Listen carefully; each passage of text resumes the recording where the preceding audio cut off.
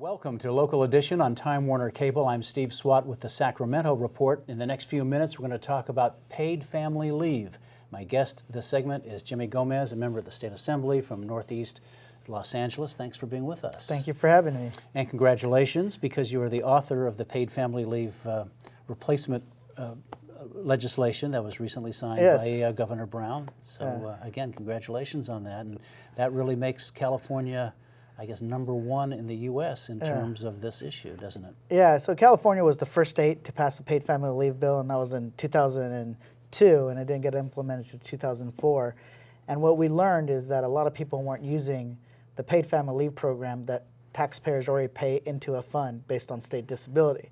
And they weren't using it because the wage replacement, basically how much they got when they were taking time off to take care of a sick family member or bond with a new child, or if they're out sick, it wasn't enough. 55% when you're already living paycheck to paycheck was enough. So we increased it to 70% for the lowest income Californians and 60% for everyone else. And it's the most progressive paid family leave legislation in the country. No other state matches that. And now with New York coming on board, there's 4 states that do the paid family leave program. And there are surveys, studies that indicate that once you bump up the replacement a little bit more, then many more people will use it? Correct. Well, a couple of things that happened. One was our 10-year report looking at the program, and the studies bared out that the folks at the lowest end of the economic ladder, those making minimum wage to about $30,000, weren't using this program because they're already struggling. So half of their salary is not something they can actually use. And then people at the higher end of the income ladder were using it the most. That showed that study, and then focus groups also showed that if they increased it, it was one of the biggest complaints. Low wage replacement, something they couldn't use. So we drafted the program to apply to the paid family leave program, but also state disability insurance program. So it's a big deal. Even President Obama said a statement and said that this is something that Congress should look at as a model for the country. Hillary Clinton also said good things about it. And even I had Republican votes on this bill, so I had Democrats and Republicans. Well, I was going to ask you about that because there was very little opposition throughout the process, and normally you would think something like this would be opposed by business, but this doesn't cost business anything. No, this is a program that actually is funded by worker contributions already. It goes into the State Disability Insurance Fund.